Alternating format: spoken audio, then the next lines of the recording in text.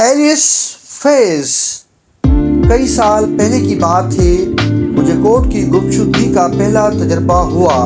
ہماری نئی شادی ہوئی تھی اور آمدنی بہت کم تھی۔ دوسری جنگ عظیم چھڑ چکی تھی اور اشیاء کی قیمتیں تیزی سے بڑھ رہی تھیں۔ میں ہندوستان میں تھی اور میرے والدین انگلستان میں، اس لیے ان سے بھی ہمیں کوئی مدد نہیں مل سکتی تھی۔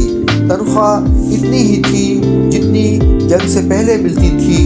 ہمیں فنکار کی ان کمزوریوں کے لیے کوئی الاؤنس نہیں ملتا تھا جنہیں وہ اپنا حق تصور کرتا ہے۔ اس کے باوجود ہم نے ایک سوٹ بنوا لیا جو پھر اس زمانے میں عیاشی سے کم نہ تھا۔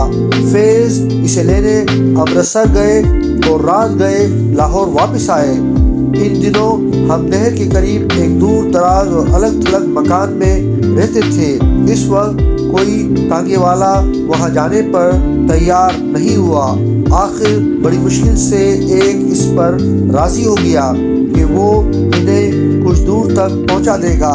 ٹانگے والے نے فیض کو جس جگہ اتارا وہاں سے ہمارا گھر تقریباً 1 میل تھا اور انہیں یہ مسافت پیدل طے کرنا پڑی۔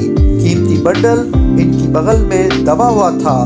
گھر پہنچ کر فیض نے مجھے جگایا۔ میں نے بنڈل ان سے لے لیا، لیکن اسے ہاتھ میں لیتے ہی میرا ماتھا ٹنکا کیونکہ گرم سوٹ ہونے کے باوجود وہ بہت ہلکا تھا۔ اب جو دیکھا تو بنڈل کا ایک کنارہ کھلا ہوا تھا اور کوٹ ندارت۔ فیض نے کہا کہ رات بہت ہو گئی ہے، اب اسے صبح تلاش کروں گا۔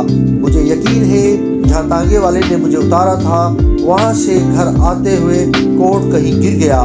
تھوڑی سی بحث کے بعد جو ایک حد تک یک طرفہ تھی، یہ طے پایا کہ وہ ٹارچ لے کر اسی وقت کوٹ تلاش کرنے چلے جائیں، لیکن تلاش نیم شبی کے باوجود کوٹ نہ ملا۔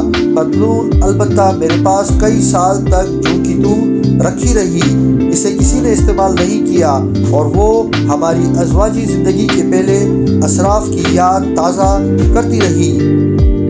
چند ماہ بعد کپڑوں سے بھرا ہوا ایک سوٹ کیس گم ہو گیا تو میں نے کسی ناگواری کا اظہار نہیں کیا، لیکن 1949 میں کراچی جاتے ہوئے فیض کا بستر ایک اور مسافر کے بستر سے بدل گیا تو میری قوت برداشت قریب جواب دے گئی۔ بستر کھولنے پر جو گدا ملا وہ ہمارے گدے سے بہت اچھا تھا۔